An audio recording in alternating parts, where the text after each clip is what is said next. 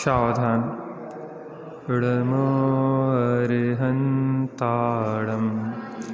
णमो सिद्धाणं णमो आयर्याणं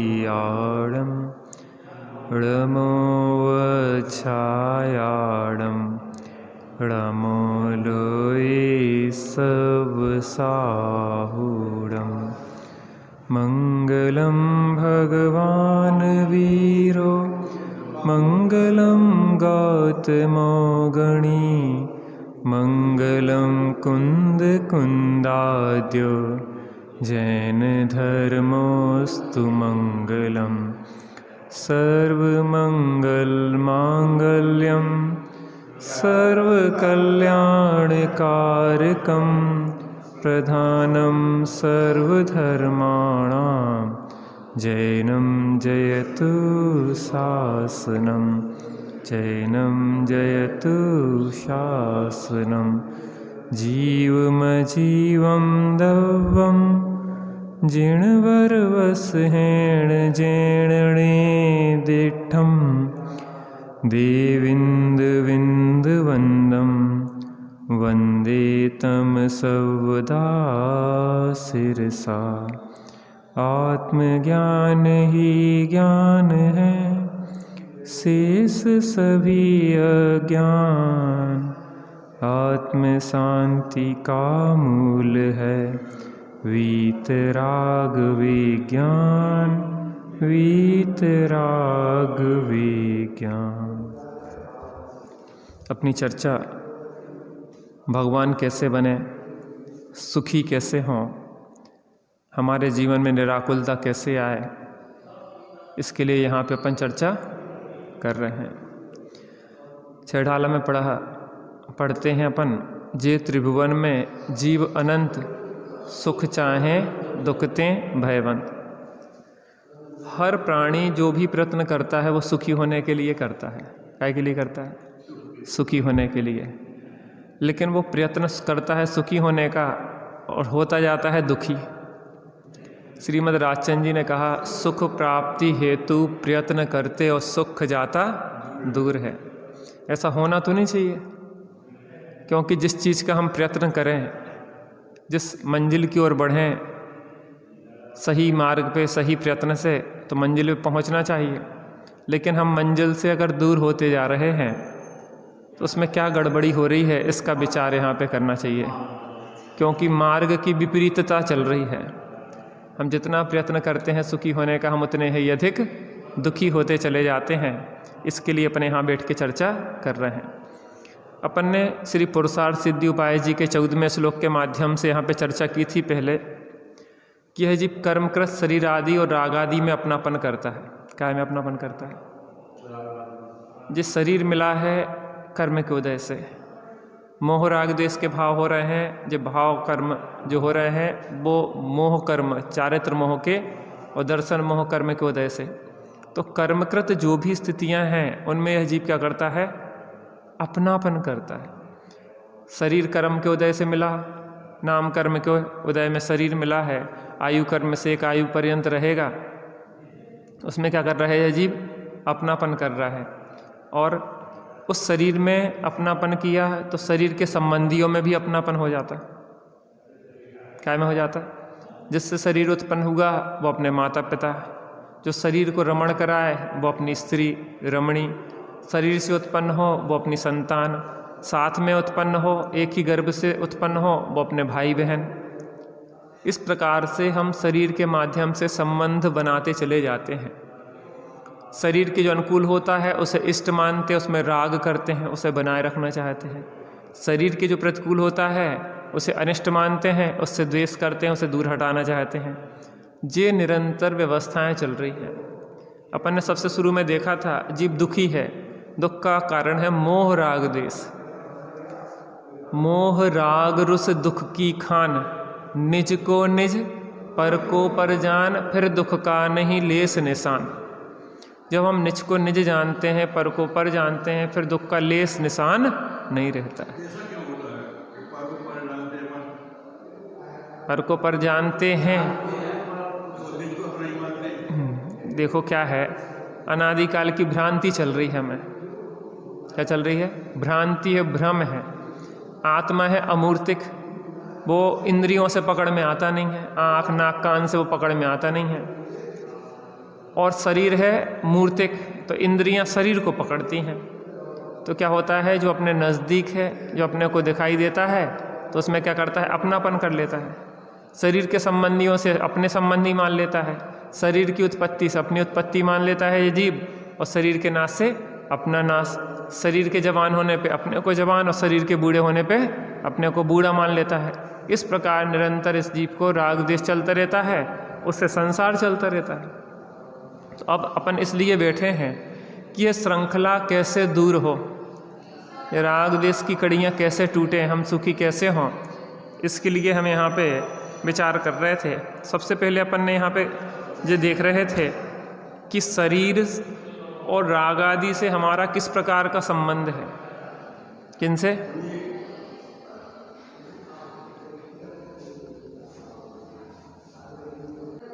तो अपन यहाँ यह देख रहे थे कि इस आत्मा का राग द्वेष और शरीर से क्या संबंध है। आत्मा बूढ़ा होता नहीं है, आत्मा पैदा होता नहीं है, आत्मा मरता नहीं है, आत्मा का कुछ भी नहीं होता है। शरीर में भी जो पुद्गल द्रव्य है मूल, वो भी नष्ट नहीं होता, ना आत्मा नष्ट होता है ना पुद्गल नष्ट होता है, मात्र परिवर्तन होता है। आप बच्चे थे, फिर जवान हुए, अब बूढ़े हो गए, परिवर्तन हुआ, कोई चीज़ नष्ट नहीं होती है। तो यहाँ कह रहे थे कि शरीर से और राग द्वेष से इस आत्मा का कैसा संबंध है, इस विषय में अपन विचार कर रहे थे। तो यहाँ कह रहे हैं कि जो शरीर, एक दृष्टांत से यहाँ पे चर्चा की थी कि शक्कर है, शक्कर जब अपन बूरा बनाते हैं तो क्या करते हैं, शक्कर को कढ़ाई में रखते हैं और आग पे तपाते हैं। तो उस समय अपन ने जब तपाया उसको, तो शक्कर में कितनी चीज़ें हैं, एक तो मिठास है और एक गर्मपन है। एक मिठास है तो मीठापन तो शक्कर का हो गया स्वभाव, और गर्मपन है अग्नि के संयोग से, और वो तपेली उसमें माध्यम पड़ती है। जैसे कहते ना कि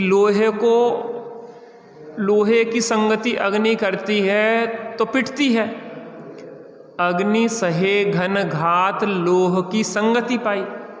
आग को पीटने में कोई भी समर्थ नहीं है, लेकिन आग कब पिटती है, जब लोहे की संगति कर लेती है।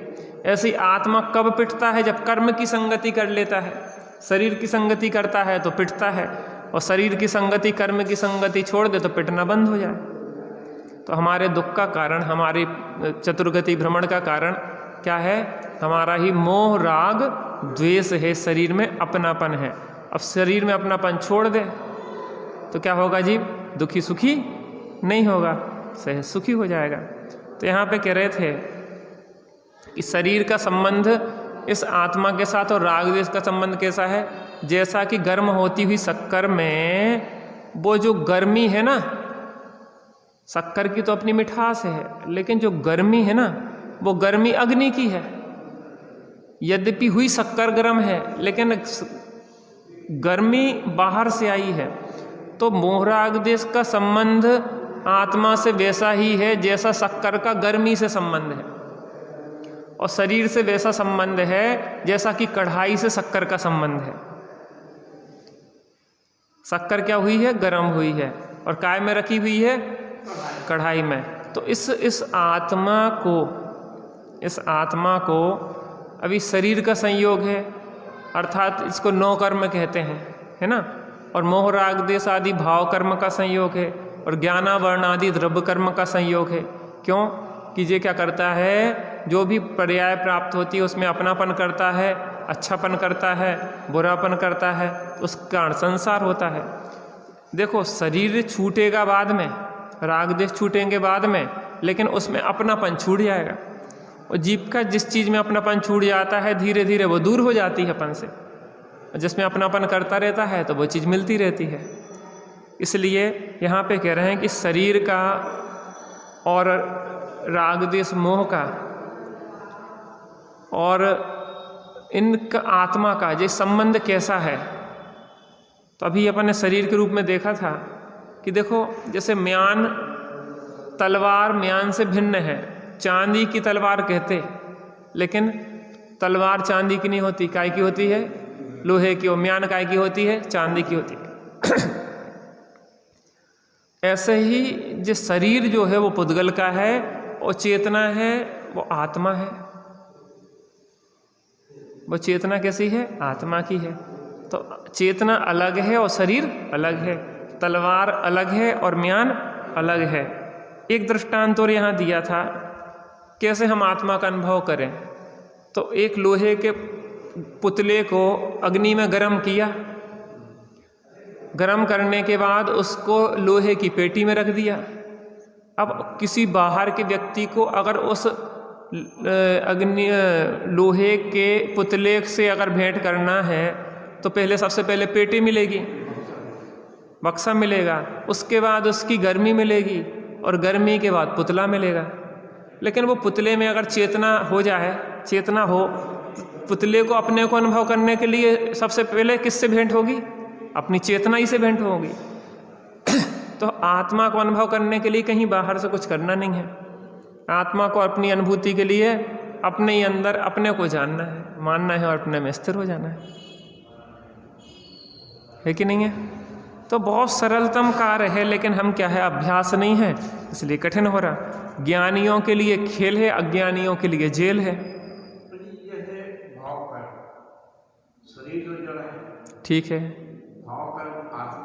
आत्मा ही में उत्पन्न होते, आत्मा की है माने आत्मा में उत्पन्न तो होते, लेकिन आत्मा का स्वभाव नहीं है। आत्मा में उत्पन्न होते हैं। रोग शरीर में उत्पन्न होता है, लेकिन शरीर का वो स्वाभाविक अंग स्वभाव नहीं है।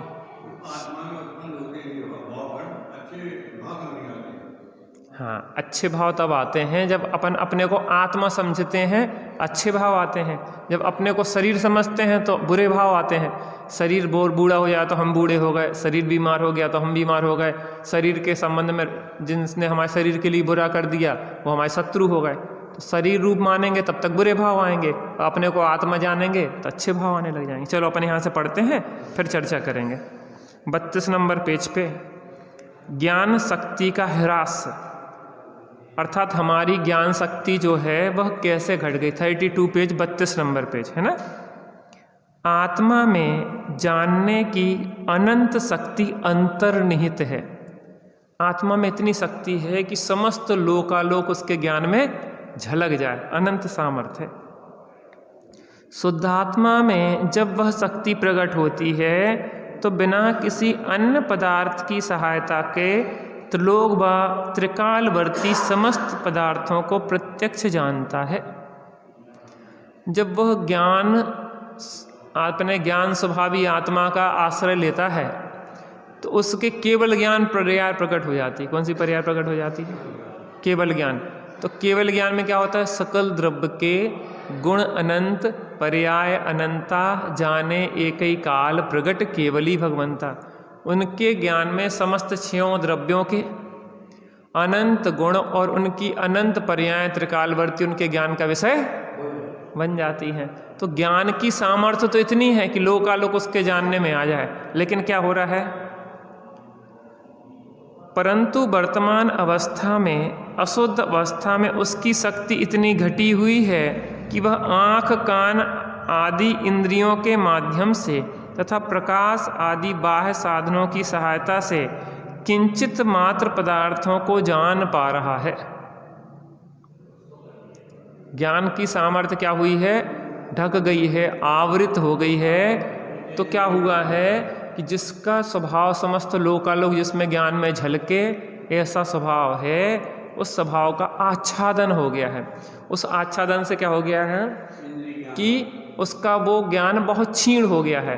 तो क्षीण ज्ञान होने से क्या होता है कि वह किसी माध्यम के चाहिए उसको, फिर इंद्रियों के माध्यम से प्रवर्तता है। जैसे हम चश्मा लगाएं, है ना। अब हम चश्मा लगाएं तो आपने या कोई व्यक्ति, आप चश्मा नहीं लगाएं मान लो, ठीक है ना। तो अब आप चश्मा नहीं लगाएं और हम चश्मा लगाएं, क्यों? क्योंकि हमारी आंखें कमज़ोर हैं। वैसे देखना तो चाहिए बिना चश्मा के, लेकिन क्या हो रहा है कि अब आंखें कमज़ोर हैं, इसलिए आंखें सीधी देख नहीं पा रही। तो किसके माध्यम बना रहे हैं? चश्मे का। ऐसे ही जो ज्ञान में सामर्थ्यवान होता है वह अवधि ज्ञान, मनः पर्याय ज्ञान, केवल ज्ञान सीधा जानता है। और मतिश्रुत ज्ञान क्या होता है? पराधीन ज्ञान है, कमजोर ज्ञान है, तो वह इंद्रिय और मन के माध्यम से कार्य करता है। इसलिए हमारे ज्ञान की शक्ति हीन है, इसलिए इंद्रिय और मन का उसको अवलंबन लेना पड़ता है। तो यहाँ ज्ञान शक्ति क्यों घट गई है, इस विषय में विचार कर रहे हैं अपन। परंतु वर्तमान अवस्था में, अशुद्ध अवस्था में उसकी शक्ति इतनी घटी हुई है कि वह आँख, कान आदि इंद्रियों के माध्यम से तथा प्रकाश आदि बाह्य साधनों की सहायता से किंचित मात्र पदार्थों को जान पा रहा है। देखो, इन इंद्रियों के माध्यम से जान रहा है और कम पदार्थों को जान पा रहा, माने उसकी सामर्थ्य क्या है? प्रकट नहीं हो पा रही। जैसे माने चश्मे से भी देखे तो भी स्पष्ट ना देखे, जितना कि सामान्य व्यक्ति को आंखों से साफ दिखता है बिना चश्मे के, लेकिन हमें चश्मा लगाने पे भी उतना अच्छा नहीं दिख रहा, मोतियाबिंद वगैरह आया है। तो मतलब हमारा ज्ञान आवृत हो गया है। क्या हो गया है? आवृत हो गया है। जानन शक्ति में कमी का कारण यह है कि जीव ने अपनी शक्ति का दुरुपयोग किया है। काय का दुरुपयोग किया है? हमारी जो सामर्थ्य मिली है हमें कर्म के उदय में, उसका क्या किया है? हमने दुरुपयोग कर लिया है। तो क्या हुआ है? उसे स्वयं में निस्वभाव में न लगाकर कर्म और कर्मफल अर्थात राग देश शरीर संबंधी पदार्थों में लगा दिया है। क्या में लगा दिया है? आत्मा का ज्ञान है और आत्मा में नहीं लगा रहे। काय में लगा रहे? पर को जानने में लगा। ये चीज़ तो बहुत अच्छी है, ये चीज़ तो अच्छी है, इसको देख लें, इसको देख लें, इसको देख लें। तो हम क्या कर रहे हैं? उसको दुरुपयोग कर रहे हैं। क्या कर रहे हैं? दुरुपयोग कर रहे हैं। तो वो क्या हो रही? धीरे धीरे ज्ञान शक्ति हमारी क्या हो गई? घट गई। उसे स्वयं में निस्वभाव में न लगाकर कर्म और कर्मफल राग देश शरीर संबंधी पदार्थों में लगाया है। इसके विपरीत यदि वह जीव अपनी जानन शक्ति को अपने ज्ञाता स्वभाव में लगाए तो वही शक्ति बढ़ते बढ़ते अपने चरमोत्कर्ष पर पहुंचकर केवल ज्ञान रूप हो सकती है। क्या हो सकती है? केवल ज्ञान। अब देखो, वही जो ज्ञान मिला है हमें, इंद्रिय ज्ञान है, अभी हम बाहर में लगा रहे, अब क्या करें? उसको अपने अंदर में लगा दें। अंदर में लगा दें तो क्या होगा? कि वही बढ़ते बढ़ते केवल ज्ञान रूप हो जाएगा परिणत।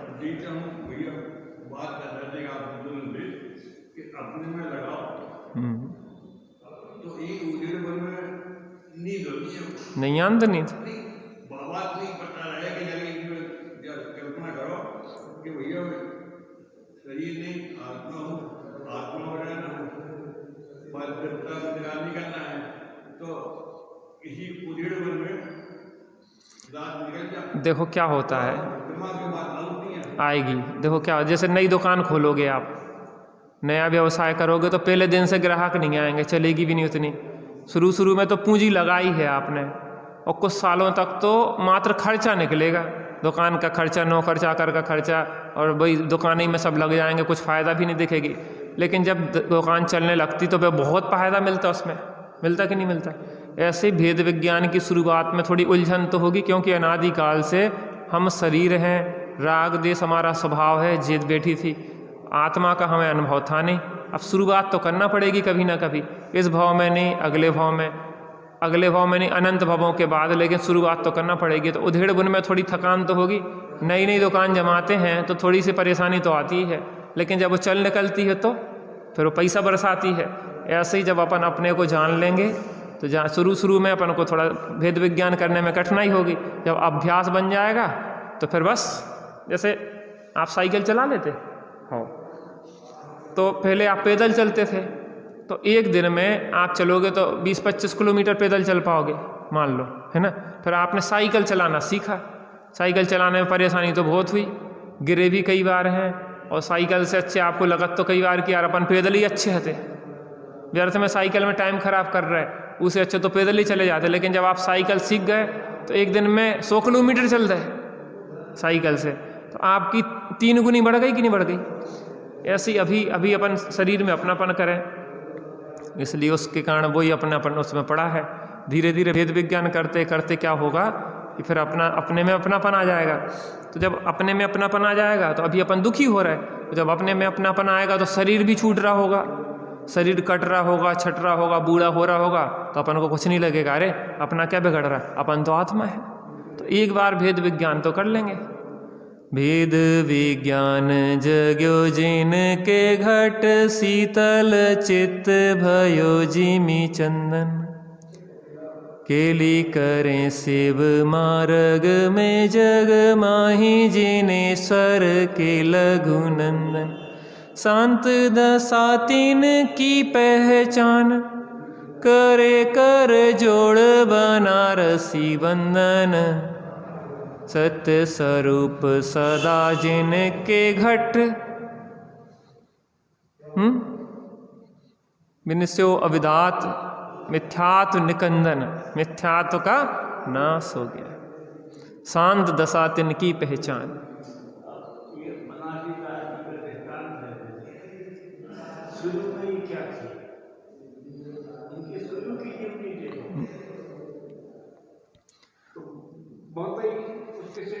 देखो उनकी नहीं, एक की नहीं, जितने भगवान बने आज उनका भूतकाल एक का भी अच्छा नहीं रहा। क्यों? नरक निगोद से निकले हैं, बहुत पाप किए, दुराचार किए, सब कुछ किए, और बस अपने जीवन का शोधन करके आज भगवान बन गए।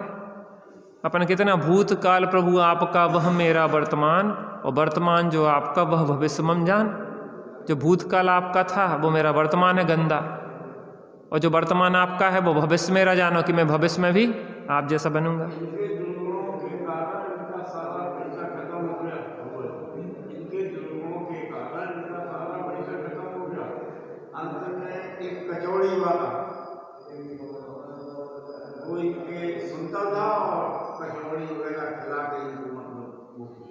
बनारसी दास जी ने अपने जीवन में बहुत उतार चढ़ाव देखे। कितनी बार गरीब हुए, कितने बार अमीर हुए, कितने सारे विवाह हुए, कितने सारे पत्नी बच्चे मर गए, सब कुछ हुआ। उसी संघर्ष ने उन्हें निखारा है। देखो संघर्ष व्यक्ति को कमजोर नहीं बनाता, निखारता है। क्या करता है? निखारता है। सोना जितना तपता है उतना शुद्ध होता जाता है। ऐसे जीवन में हम जितने भेद विज्ञान की तपन लगाएंगे उतना ही हम निखरते चले जाएंगे। अभी कठिनाई हो रही है, अभ्यास नहीं है, लेकिन अभ्यास हो जाएगा तो ये खेल हो जाएगा।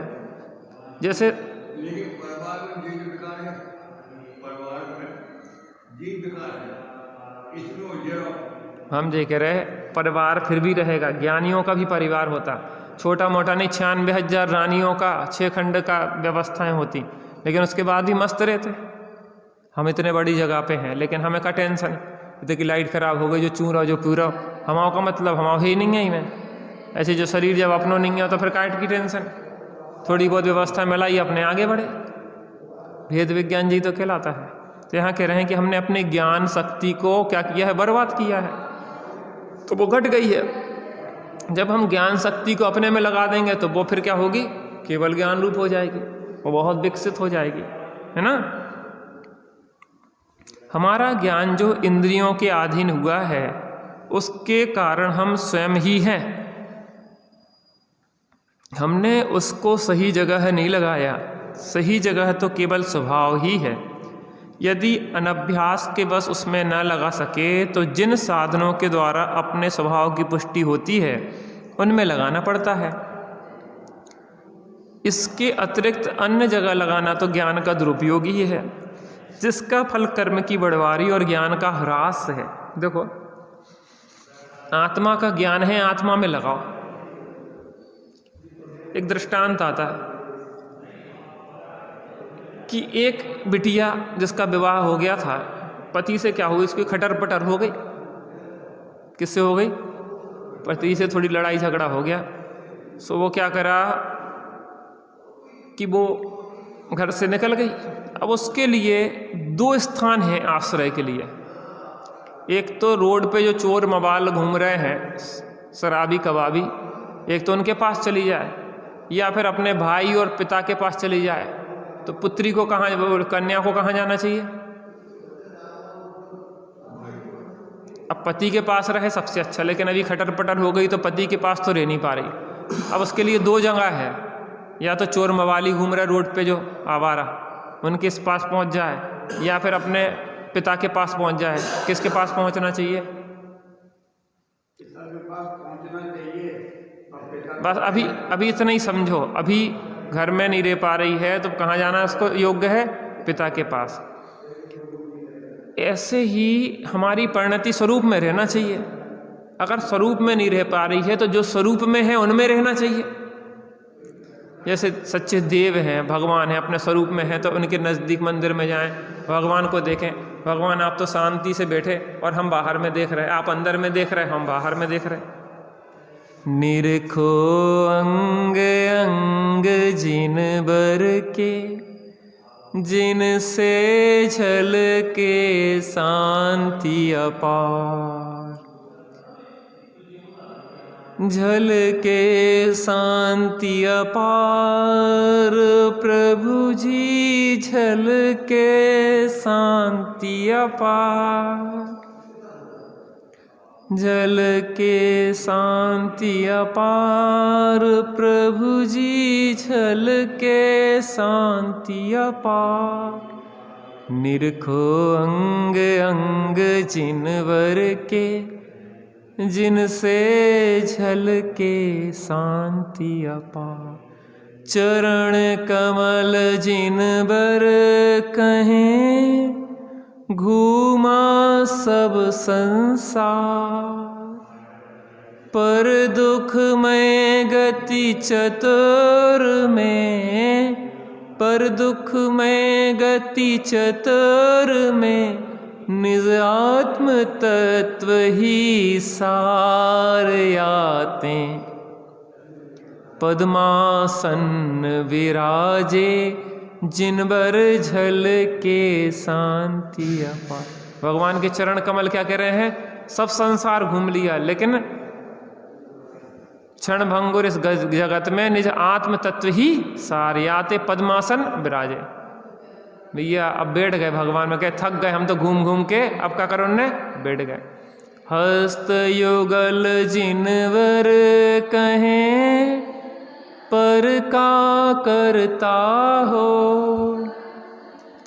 ऐसी मिथ्या बुद्धि से ही, ऐसी मिथ्या बुद्धि से ही, भ्रमण चतुर्गति हो ये आते। कर पे कर धरि राजें जिनवर, झलके शांति अपार। निरखो अंग अंग जिनवर के, जिनसे झलके शांति अपार। लोचन द्वय जिनवर कहें, देखा सब संसार। क्या? नयन युगल जिनवर कहें, देखा सब संसार। पर क्षण भंगुर जगत में, निज आत्म तत्व ही सार आते। नासा दृष्टि विराजे जिनवर, झलके शांति अपार। भगवान को देखे, भगवान की प्रतिमा को देखा हमने, वो क्या कह रहे हैं? अक्षय निधि को पाने, चरणों में प्रभु के आया। पर प्रभु ने मूक रह कर, मुझको प्रभु बताया। अंतर में प्रभुता मेरे, निश्चय प्रतीति आई। प्रभु शांत छवि तेरी, अंतर में है समाई। भगवान के पास आया, भगवान हमें सुखी कर दो, सुखी कर दो। तो ने कहा कि अंतर में प्रभुता तेरे। किस में प्रभुता है? हमारे अंदर प्रभुता है, बाहर में कहीं कुछ ही नहीं। ऐसा ही है मार्ग। तो कहाँ रहो? सदनिमित्त में रहो। तो जब हमारे पति से हमारी नहीं बन रही, हम स्वरूप में नहीं रह पा रहे, तो हम किसके पास रहें? पिता के पास रहें। लेकिन पिता के पास भी काय के लिए रहें? पति के पास आने के लिए रहें। दुष्टों से बच पितु गृह आकर, कन्या ज्यों हरसावे, पितु भी उसको धूम धाम से निज घर में पहुँचावे। जग से त्रसित शरण प्रभु आया, अब शिवपुर पहुँचाओ। निज को भूल बहुत दुख पाए, अब मत देर लगाओ। दुष्टों से बच के पितु घर आकर कन्या जो हंसता है। अब पति से लड़ाई हो गई तो कहाँ चली गई? निकल गई आधी रात को, तो दुष्टों ने पकड़ लिया। जैसे तैसे बच के किसके पास पहुँच गई? पिताजी के घर में पहुँच गई। तो कन्या कैसी हो गई? हर्षित हो गई कि भैया बच गए बच गए बच गए। अब पितु ने क्या किया? उसको बड़ा समझाया बुझाया और धूमधाम से उसको पति के घर में पहुँचा दिया। ऐसी भगवान के पास आए, भगवान ने अपने निज भगवान के पास पहुंचा दिया। अंतर में प्रभुता तेरे निश्चय प्रतीति लाई। अंतर में प्रभुता है वे कह रहे, तू बाहर में खोज रहा है। अनंत बल की धनी ये आत्मा को बन भिखारी और हीन बना के बर्बाद। आत्मा हूँ आत्मा हूँ आत्मा, मैं सदा ज्ञायक स्वभावी आत्मा। कौन हूँ मैं? आत्मा हूँ। ज्ञायक छूँ, एम निर्णय कर, एम नक्की कर और एम अनुभव कर। पहले निर्णय करेंगे, नक्की करेंगे और उसी का अनुभव करेंगे। हमारा ज्ञान जो इंद्रियों के अधीन हुआ है, उसके कारण हम स्वयं ही हैं। हमने उसको सही जगह नहीं लगाया। इंद्रिय ज्ञान ज्ञान नहीं है, इंद्रिय सुख सुख नहीं है। क्योंकि इंद्रिय ज्ञान हमें बाहर में लगाता है, हमारे ज्ञान को भटकाता है। आत्मज्ञान ही ज्ञान है, से सभी अज्ञान। हमारा ज्ञान जो इंद्रिय के अधीन हुआ है, उसके कारण हम स्वयं हैं।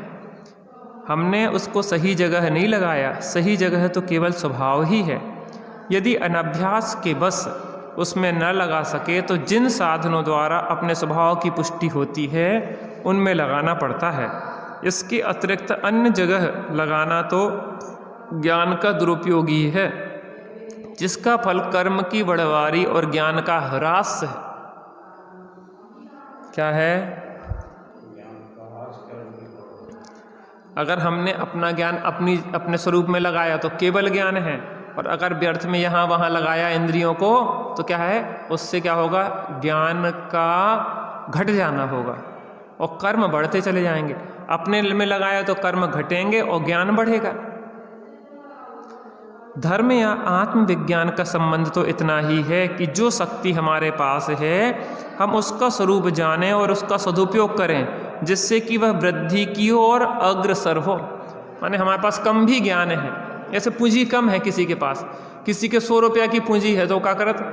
बाजार में कोनो बेर लेता हो, ककड़ी लेता हो, कछू लेता हो, सब्जी वगैरह के तो से, और 100 रुपया की अपनी सब्जी रख के बैठ गए हाट में। तो क्या किया? धीरे धीरे 100 की 110 हो गए। और 110 की पूंजी थी, 110 की पूंजी में फिर व्यापार किया तो 120 हो गए। तो धीरे धीरे क्या करता है? जो पूंजी है उसको इन्वेस्ट सही जगह करेगा तो बढ़ती जाएगी, और दुरुपयोग कर ले। अब वो 100 रुपया आते और उन्हें दारू पी ली, अब क्या हुई है? ऐसे ही हम मोह की मदिरा पिए हुए हैं, बार बार अपने ज्ञान को दुरुपयोग करके पर में एकत्व ममत्व करते रहते, भोगतत्व करते रहते।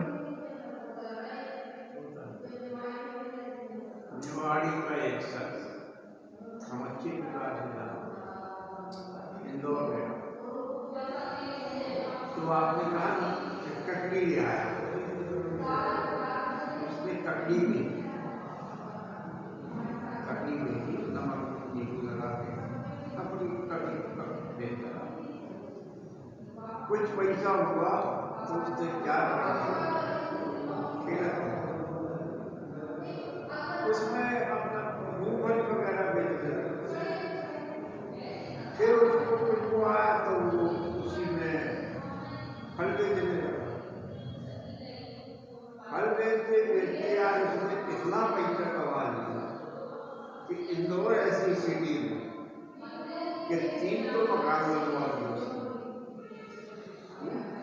और 2-3 गाड़ी का पहिया खरीद ली उसने। सही है। मतलब ये है कि आप अगर उसका सदुपयोग करो, आपके पास जो पूंजी है उसका सदुपयोग करो तो धन बढ़ता चला जाएगा। लेकिन अपना धन जी जड़ धन नहीं है, अपना धन है ज्ञान धन, और ज्ञान धन का हम आज तक दुरुपयोग करते रहे, हमने सदुपयोग नहीं किया। अब क्या करना है, जो ज्ञान रूपी पूंजी है वो अपने को जानने में लगाना है। जब हम अपने में इन्वेस्ट करेंगे, जो मतिश्रुत ज्ञान है ना, मतिश्रुत ज्ञान है वर्तमान में, इंद्रिय और मन के माध्यम से जानता है, वो मति ज्ञान है। और उस मति ज्ञान द्वारा जाने हुए पदार्थ को विशेष जाने वो श्रुत ज्ञान है।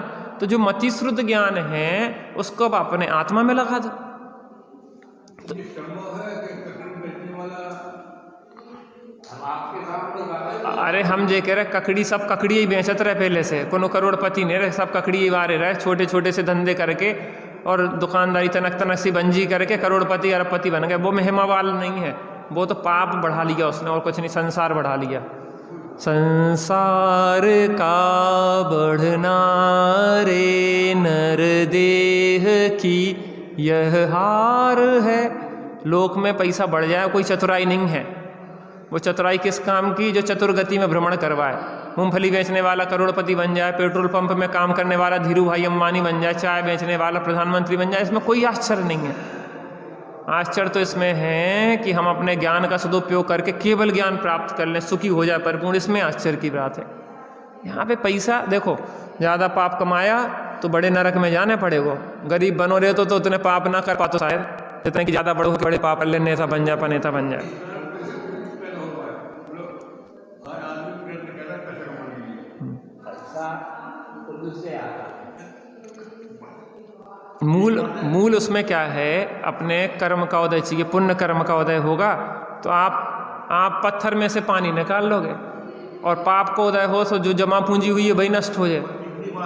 हाँ हाँ, ये तो दृष्टांत हुआ। अब अपन को समझना ये है कि अपना जो ज्ञान है उसको आत्मा में लगा दो, तो अनंत केवल ज्ञान आदि का फल मिलेंगे अपन को, बड़ा वृक्ष बट वृक्ष बन जाएगा वो। तो यहाँ तो जो दृष्टांत है बाहर का, उस दृष्टांत में नहीं उलझना अपन को ले देखना है कि हमारी ज्ञान शक्ति बाहर लग रही है, उसको अंदर में लगा दो तो केवल ज्ञान हो जाएगा।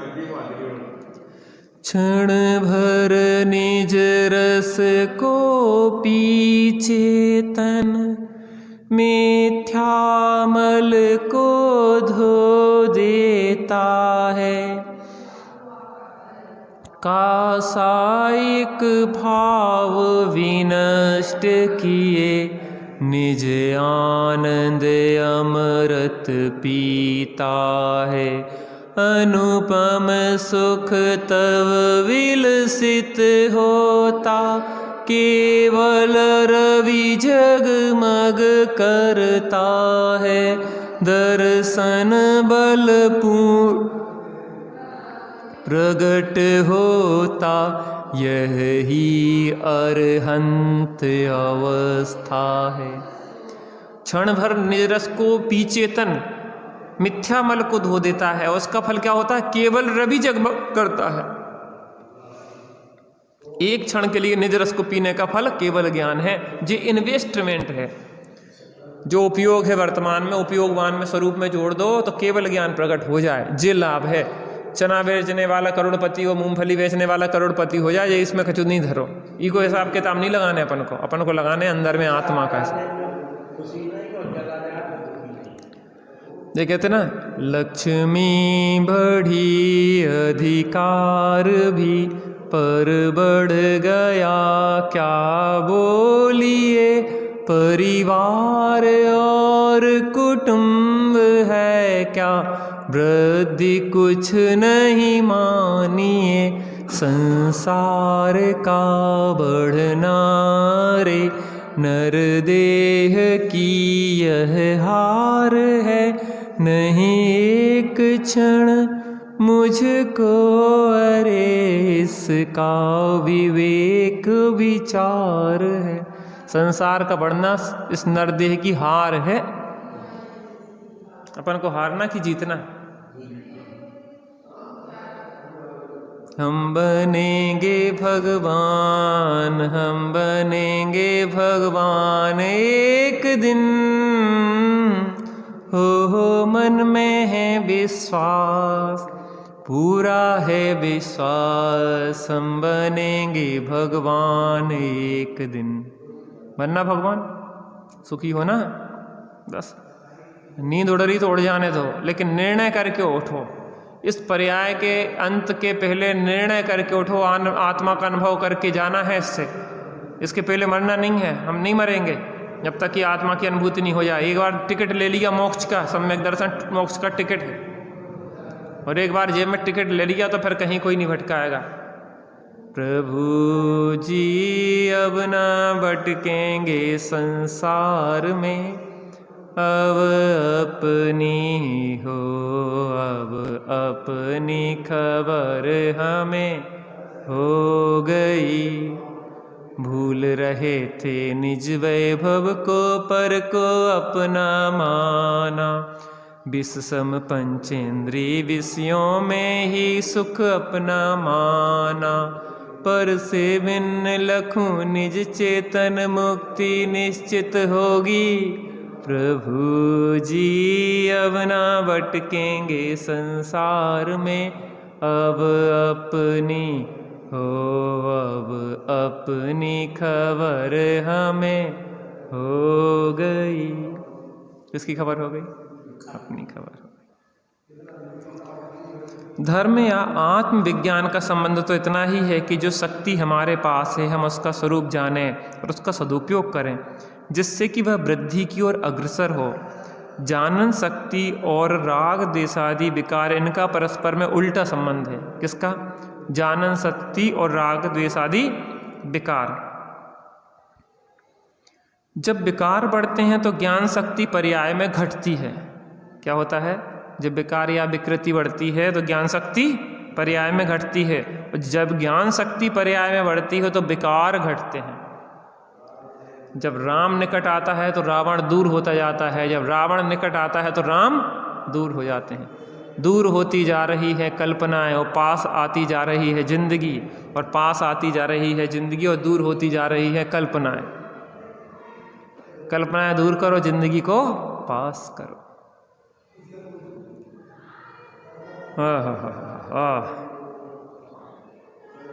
जब ज्ञान शक्ति पर्याय में बढ़ती है तो विकार घटते जाते हैं, अतः ज्ञान शक्ति को स्वभाव में लगाने पर उसका विकास और विकारों का ह्रास एक साथ होता है। जब हम अपनी ज्ञान शक्ति को अपने स्वरूप में लगाते हैं तो क्या होता है?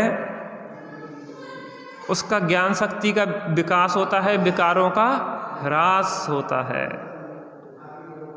इस प्रकार जब विकारों का सर्वथा भाव घटित होता है तब विकसित होती हुई ज्ञान शक्ति पूर्णता के सन्मुख होती है। विकारों का पूर्णता क्या हो जाता है? ह्रास। सब संपूर्ण विकार जब किंचित नहीं विभाव रहे, गुण स्वयं प्रकट हो जाएंगे। अतः कषाय का भाव और ज्ञान शक्ति की पूर्णता ही साक्षात धर्म है। विकार घट जाए और ज्ञान शक्ति परिपूर्णता से खिल जाए।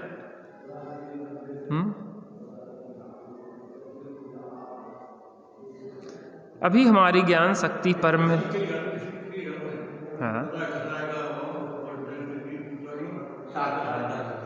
कषाय माने विकार। शरीर में रोग था, हमने दवाई खाई तो क्या होगा? दो चीजें होंगी, रोग घटता जाएगा, स्वास्थ्य बढ़ता चला जाएगा। तो राग देश आदि मोह राग देश हमारे विकार हैं, रोग हैं, तो रोग घटेगा और स्वास्थ्य बढ़ेगा। बाहर से हम हटेंगे और अपने में स्थिर होते चले जाएंगे। दुख दूर होगा और सुखी होते चले जाएंगे। इसलिए विकृति दूर होती जाएगी। बस एक ही काम करना है, सच्चे देवसाद गुरु को माध्यम बना के अपने को अपने से जोड़ने का प्रयास करना है। क्योंकि अभी क्या है, हम अपने को रास्ता नहीं जानते अंदर में जुड़ने का। तो क्या है, जो गए हैं उनसे पूछेंगे मार्ग। जैसे जो रास्ता हमें पता नहीं है, उस रास्ता पे जो गया है उससे पूछना पड़ेगा हमें। जिनवाणी देवसाद गुरु, उनके माध्यम से अपन समझो, उनसे पूछो कि हमें बताओ मार्ग, और जिनवाणी वो बता रही है। तो यहाँ कह रहे हैं कि अभी हमारी ज्ञान शक्ति पर में लगी हुई है, बाहर की ओर केंद्रित है, उसको वहाँ से हटाना है। परंतु यदि इतनी ही बात कही या समझी जाती तो वह पूरी बात नहीं है। कितनी बात?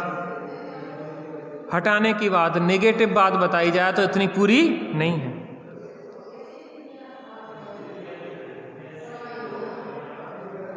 क्योंकि हटाने से भी ज्यादा महत्वपूर्ण यह है कि उसे लगाना कहाँ है। क्या कहा? हमारी ज्ञान शक्ति को बाहर से, पर से, इंद्रियों से हटाना है, लेकिन बात यह है कि हटाने की बात अकेली नहीं है, लगाना कहाँ है। पूंजी को इन्वेस्ट कहाँ करना है? गलत जगह नहीं करना है, आपने कह दिया, लेकिन इन्वेस्ट कहाँ करें फिर हम? सही जगह इन्वेस्ट करना है। क्योंकि हटाने से भी ज़्यादा महत्वपूर्ण यह है कि उसे कहाँ लगाना है। वहाँ से हटाकर यदि सही जगह नहीं लगाया, निस्वभाव में नहीं लगाया, तो धर्म की संभावना नहीं हो सकती है। अब लोग बैरागी हो जा, भैया सब बेकार हैं, स्त्री पुत्र कुटुंब नाती पोता कोई काम के नहीं है, अपन तो घर छोड़ के भाग चलो, लेकिन जाओ किते?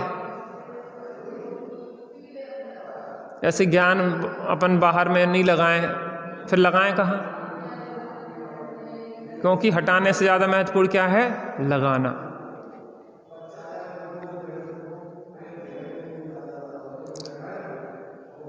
तो वहाँ से हटाकर यदि सही जगह नहीं लगाया, निस्वभाव में नहीं लगाया, तो धर्म की संभावना नहीं होगी। अपने स्वरूप में लगाओगे तो धर्म होगा, सुखी होंगे, आनंदित होंगे, और पर में ही लगाए रहे तो क्या होगा? दुख होगा। अज्ञानी जानन शक्ति को पर से यदि हटाता भी है तो भीतर किस ओर लगाना यह नहीं जानता। क्या करता है? बाहर से पर से उसने हटाया, लेकिन उसको ये नहीं पता कि लगाना कहाँ है। एक दुकान तो बंद कर दे, नुकसान हो रहा तो अब, लेकिन फायदे की दुकान कौन सो है, लाभ को व्यापार कौन सो है, अपन को जो भी समझने पड़े।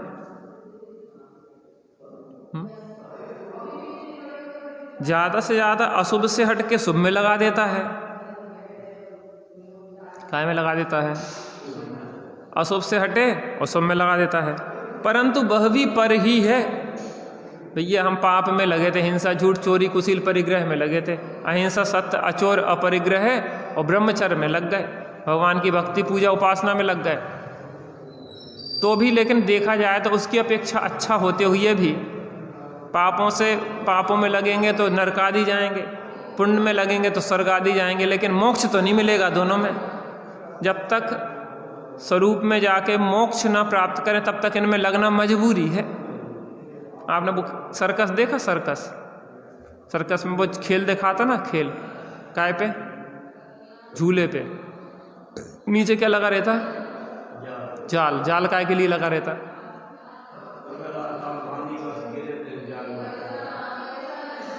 अगर चूके तो कहाँ गिरे? जाल पे। जमीन पे गिरेगा तो क्या होगा? नुकसान का मर ही जो ऊपर, इतनी ऊपर से गिरे वो। सर्कस के वो ऊंचे होते बहुत झूले, ऊपर से गिरेगा तो क्या होगा? मर ही जाएगा, हाथ पांव टूट जाएगा, जो भी होगा। और जाल किस लिए है? देखो वो जो खिलाड़ी है ना, वो गिरना बिल्कुल नहीं चाहता, ध्यान रखना। जो खेल दिखाने वाला है सर्कस वाला, वो बिल्कुल भी जाल पे नहीं गिरना चाहता। वो तो झूले से बिल्कुल गिरना ही नहीं है, जो संकल्प के साथ चढ़ता है। और कदाचित वो गिर गया तो काय पे गिरे? शुभ के जाल पे गिरे, अशुभ की भूमि पे तो ना गिरे। काय पे? ऐसे ही हम स्वरूप में रहें बहुत अच्छा है, और स्वरूप में ना रह पाए तो कहाँ? भगवान देव साध गुरु में रहें, और उसके नीचे गिरे तो पाप में जाएंगे तो नरक निगोद की यात्रा होगी कि नहीं होगी? तो क्या कह रहे हैं? और लगाना यह नहीं जानता, ज़्यादा से ज़्यादा अशुभ से हट के शुभ में लगा लेता है। परंतु वह भी पर ही है। अंधकार को दूर करने का जो उपदेश दिया जाता है, उसका अभिप्राय अंधकार को भगाने का नहीं, बल्कि प्रकाश को लाने का होता है। अंधकार को दूर करने का मतलब ही प्रकाश को लाना है। अंधकार भगाओ, अंधकार भगाओ, अंधकार भगाओ, लेकिन अंधकार ऐसा भगता नहीं है। कैसे जाता है? प्रकाश आता है तो अंधकार दूर हो जाता है। अंधकार को दूर करने का मतलब ही प्रकाश को लाना है। प्रकाश लाया जाएगा तो अंधकार स्वतः दूर हो जाएगा। जो व्यक्ति इस प्रकार सही अर्थ को नहीं समझता उसके संभवतः उपदेश ग्रहण की पात्रता नहीं है। हटाने में लगा रहता है और लगाने का प्रयत्न नहीं करता। बाहर से तो हटाता है, स्वरूप में नहीं लगाता। जब इससे रत्नों की पहचान होगी और फलता उनके ग्रहण की रुचि होगी तो फिर यह नहीं पूछेगा कि मैं जो पत्थर मेरे पास पड़े हैं मैं उनका क्या करूं। एक व्यक्ति था, उसने क्या किया, अंत समय में मर रहा था तो उसने क्या किया कि कुछ रत्न उसको पुत्र को दे दिए कि बेटा अभी तो ठीक है तुम्हारे पास पैसा है, जब खत्म हो जाए तो अपने चाचा जी के पास जाके जो रत्न बिकवा लाना। तो बड़ा हुआ, पैसा खर्च हो गए तो उन्हें चाचा जी के पास गए कि चाचा जी पिताजी जो कुछ रत्न रख गए थे सुने क्या करो बिकवा दो। तो उनने क्या बेटा, उनने देखा कि ये तो नकली हैं पत्थर। सो उनने जे कहा कि देखो बेटा अभी भाव चल रहे हैं कम काहे के रत्नों के, तुझे अपने पास तिजोरी में रखे रहो इसको, जब इसके भाव अच्छे होंगे तो क्या करना लाना, सो हम बिकवा देंगे। अभी तुम एक काम करो, हमारी दुकान पे बैठो, रत्नों की परख सीखो और किराए खर्चा के लिए तुम्हें पैसा हम दे दिया करेंगे। चाचा ने सिखाया 6 महीने हो गए। फिर 6 महीने बाद चाचा ने कहा कि बेटा ले आना वो रत्न। ले चाचा कौन से? वे तुम जो ले आए थे बेचने के लिए, वे तो हमने फेंक दिए घूरे पे। क्यों बेटा? कहले जब हमें परख हो गई असली नकली की तो वे रत्न हते ही नहीं, वे तो कांच के टुकड़े थे, हमने क्या करो उन्हें फेंक दिया। ऐसी रत्नों की असली परख हो जाएगी तो फिर नकली झूठे में काय को लगेंगे। जब इसे रत्नों की पहचान होगी और फलता इसके उनके ग्रहण की रुचि होगी तो फिर यह नहीं पूछेगा कि जो पत्थर मेरे पास पड़े हैं मैं उनका क्या करूं। परंतु वे पत्थर कहीं छूट गए, कहाँ छूट गए इसका उसको पता ही नहीं चलेगा। छूट जाएंगे, छोड़ना थोड़ी ना पड़ेगा। अपन गंदगी को त्यागते हैं तो अपन हिसाब किताब थोड़ी ना लगाते कहाँ छूट गई, बहुत छूट गई तो छूट गई, उसकी ओर दृष्टि ही नहीं जाती। उनका मैं क्या करूं, परंतु वे पत्थर कहाँ छूट गए इसको पता भी नहीं चलेगा। यह बात वर्तमान संदर्भ में है। यदि जीव से संसार शरीर भोग छुड़ाने हैं तो इसको अर्थहीन परिवर्तनशील नाशवान वस्तुओं से विपरीत लक्षण वाले इस सार्थक अपरिवर्तनीय शाश्वत निज स्वभाव की पहचान कराना होगी। हम नेगेटिव बताते रहे कि भैया बाहर में कुछ नहीं है, संसार में कुछ नहीं है, संसार में कुछ नहीं है, संयोगों में कुछ नहीं है, भोगों में कुछ नहीं है, ये तो नेगेटिव बात है, इससे थोड़ी ना छूटेंगे। ये अपन को क्या करना पड़ेगा, कहाँ क्या सही है, फिर ये सही नहीं है तो क्या सही है, कहाँ रहें। हम तो कबहु न निज घर आए, पर घर फिरत बहुत दिन बीते, नाम अनेक धराए। हम तो कबहु न निज घर आए, पर पद निज पद मानी मगन हुए, पर पद निज पद मानी मगन होए, पर परिणति लिपटाए। हम तो कबहु न निज घर आए।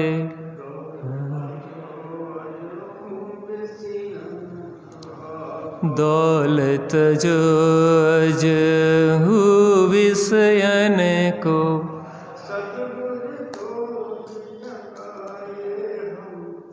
सद्गुरु तो ही जगाए। हम तो कबहु न निज घर आए। सद्गुरु जगा रहे हैं, चेतो चेतन निज में आओ, अंतरात्मा बुला रही है।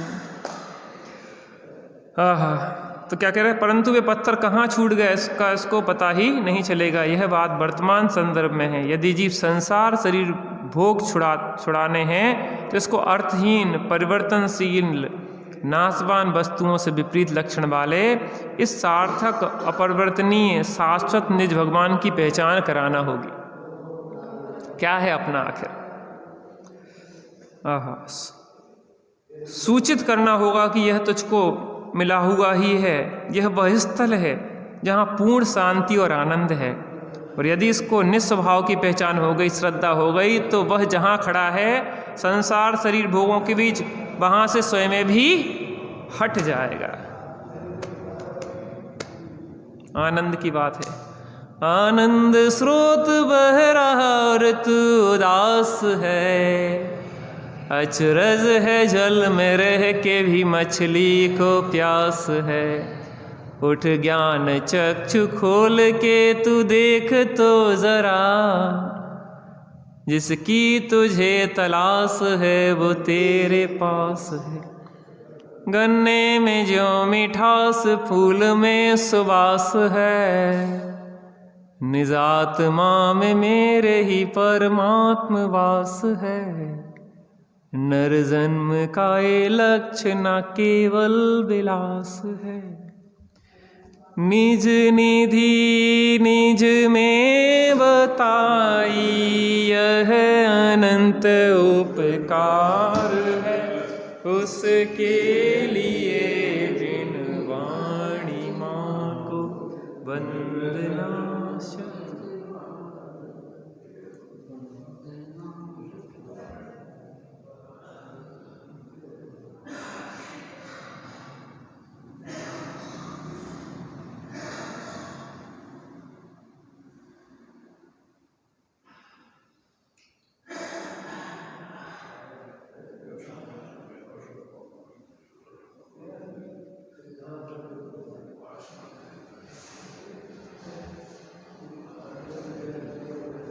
द्वादश संज्ञन वाणी माता की जय, महाजय, धर्म की जय, पंचम की जय।